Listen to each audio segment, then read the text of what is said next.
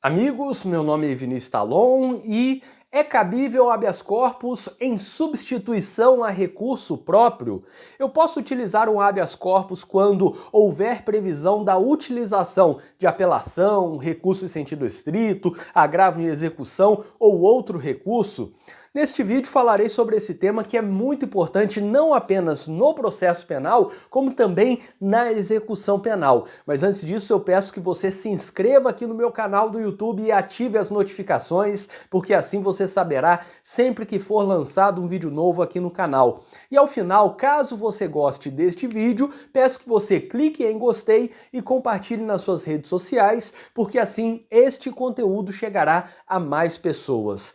Pois bem, todos conhecemos o entendimento do STF, do STJ e de vários outros tribunais, no sentido de que não é cabível, como regra, o habeas corpus em substituição a recurso próprio. Ou seja, se tiver a previsão de que é cabível agravo em execução, apelação, recurso em sentido estrito, recurso extraordinário, recurso especial ou qualquer outro recurso, não seria cabível o habeas corpus como regra. Deveria utilizar aquele recurso e o habeas corpus seria aceito apenas excepcionalmente, em casos excepcionais de grande ilegalidade. Esse entendimento veio, por exemplo, no habeas corpus 306-677, que teve origem no Rio de Janeiro e é do STJ. Repetindo, habeas corpus 306-677. Ali o STJ falou, como vem falando em várias outras decisões, que não se admite o remédio constitucional, que é o habeas corpus, que ele seja utilizado em substituição ao recurso próprio, apelação, agravo e execução, recurso especial, etc., tampouco em substituição à revisão criminal, ou seja, se cabe a revisão criminal, não caberia o habeas corpus como regra. E aí, de forma excepcional, seria possível em situações em que, à vista da flagrante ilegalidade do ato apontado como coator, em prejuízo da liberdade do paciente, seja cogente a concessão de ofício da ordem de habeas corpus. Então, esse entendimento e essa decisão apresentam várias coisas que merecem reflexões. Eu quero aqui trazer algumas reflexões, não são exatamente lições, não são dicas, são reflexões para que vocês pensem sobre o habeas corpus e sobre esse tipo de decisão que observamos diariamente. Não pode ser conhecido o habeas corpus em substituição a recurso próprio previsto na lei, a não ser em casos excepcionais, quando ele deve ser concedido de ofício. Quais são os problemas e quais são as reflexões aqui? Primeira reflexão. Utilizamos a expressão não conhecido, mas tecnicamente isso está errado, porque o habeas corpus não é um recurso. Vejam, o habeas corpus é um remédio constitucional caracterizado como uma ação autônoma de impugnação prevista na Constituição. E guardem isso, que o habeas corpus está previsto na Constituição, porque daqui a pouco isso será importante. Precisaremos falar sobre isso também. Mas o habeas corpus está previsto na Constituição, não é um recurso, apesar de ser tratado no Código de Processo Penal como recurso, ele não tem a natureza de recurso, não é tecnicamente um recurso, ele apenas atua como ação constitucional que tem o objetivo de atacar ilegalidades, quando houver um reflexo na liberdade. E aí eu digo um reflexo até meramente indireto, porque em alguns casos, o trancamento de um processo, o trancamento de um inquérito não atingem diretamente a liberdade, mas indiretamente sim, porque submeter alguém a uma persecução penal para, ao final, poder ser condenado a uma pena privativa de liberdade é uma forma de constrangimento ilegal. Então, aqui devemos entender que é uma ação constitucional, um remédio constitucional, da mesma forma que o mandado de segurança, e uma ação autônoma de impugnação e não um recurso. Logo, é equivocado falar em não conhecido, mas é a expressão utilizada na doutrina, na jurisprudência e diariamente na prática. Segunda reflexão, os tribunais limitam indevidamente o habeas corpus. Vejam, por que limitar o habeas corpus quando houver um recurso próprio? A Constituição fala sobre isso. Procurem na Constituição Federal onde diz, na Constituição ou na legislação infraconstitucional, que não cabe habeas corpus quando houver a previsão de um recurso próprio. Não existe. Então isso funciona apenas por meio de entendimento jurisprudencial. Não tem amparo constitucional, não tem amparo legal. Isso que todos os dias observamos na jurisprudência do STF, do STJ, dos tribunais de justiça, dos tribunais regionais federais, é o entendimento contrário à Constituição, ou pelo menos que não tem nenhum amparo na Constituição Federal e que também não tem amparo na legislação infraconstitucional. Repito, não há previsão em lugar nenhum de que não cabe habeas corpus quando houver a previsão de um recurso próprio. A Constituição Federal não coloca esse limite. É um limite que é aplicado na jurisprudência pelos tribunais. Logo, sem previsão, teríamos, portanto, uma limitação do habeas corpus, de um remédio constitucional, o mais importante, na minha opinião, feita pela jurisprudência, de modo totalmente contrário ao artigo 5º. O que está no artigo 5º da Constituição é o habeas corpus, o seu cabimento. Não há na Constituição, em outra parte, uma limitação.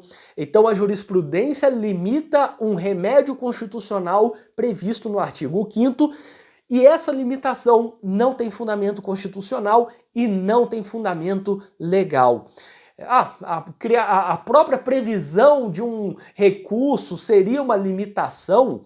Vejam, não há essa necessária substituição de um por outro. Podemos admitir a utilização do habeas corpus mesmo quando for cabível, por exemplo, o agravo em execução. Até porque o habeas corpus é muito mais rápido, será julgado com uma celeridade muito maior, tem fundamento constitucional e, curiosamente, o agravo em execução não está previsto na Constituição, está apenas na Lei de Execução Penal. E, além disso, por que não admitir, principalmente, eu estou falando aqui da execução penal, principalmente nessa fase, por que não admitir o habeas corpus, que é contra um cerceamento da liberdade, justamente na fase de execução de uma pena privativa de liberdade?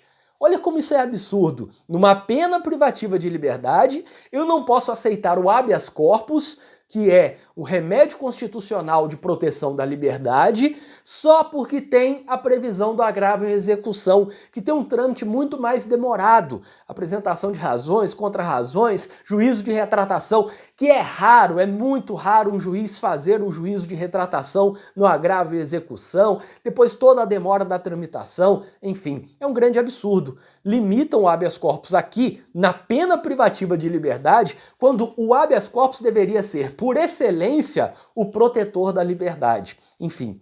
E por fim, a terceira reflexão, que é conceder de ofício. Eu citei antes aquela decisão do STJ falando sobre conceder de ofício. Excepcionalmente pode conceder de ofício o habeas corpus. Bom, qual é o equívoco, qual é o problema nisso? Na verdade, não é tecnicamente de ofício. Na verdade, teve um habeas corpus, o habeas corpus não foi conhecido, expressão que eu já falei que é equivocada, e foi concedido de ofício. De ofício não exatamente, porque o tribunal foi provocado. Vejam que é errado falar sobre ser concedido de ofício, porque teve uma provocação. Só que essa provocação formalmente não é admitida, porque o habeas corpus não é conhecido, e o tribunal de ofício, que não é de ofício, como eu disse, concede a ordem. Isso é muito estranho também. Tem uma provocação, mas ela não é aceita. De onde os desembargadores e ministros extraem os fatos e fundamentos para concessão de ofício. É óbvio que é do habeas corpus que não foi conhecido, entre aspas. Então, isso é muito arriscado, esse caminho é muito arriscado para a liberdade. E o habeas corpus, portanto, é transformado num monstro com vários remendos, a análise se é conhecido ou não conhecido, mesmo não sendo um recurso, aí não admite quando tem recurso próprio, mesmo sem essa limitação na Constituição ou na legislação infraconstitucional, e aí na execução penal isso é ainda mais arriscado, porque lá é o lugar de proteção da liberdade. Imagine uma decisão negando o indulto. Aí vai esperar o agravo em execução, sendo que o indulto gera extinção da punibilidade e aquele apenado será imediatamente solto, se concedido o habeas corpus.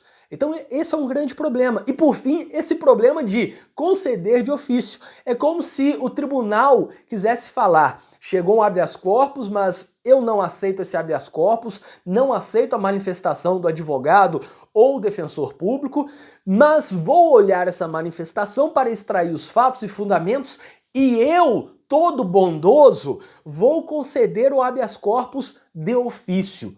Não tem de ofício, na verdade, mediante uma provocação, de onde se extraem os fatos, de onde o tribunal extrai os fatos e fundamentos jurídicos.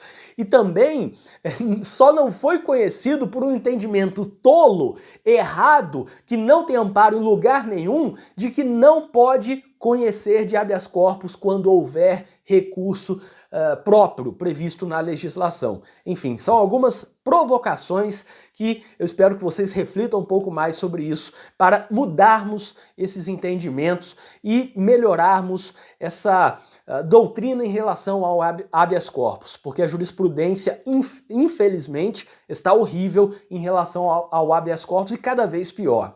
Eu espero que vocês tenham gostado deste vídeo, inscrevam-se aqui no meu canal do YouTube e ativem as notificações, porque assim vocês saberão sempre que for lançado um vídeo novo aqui no canal.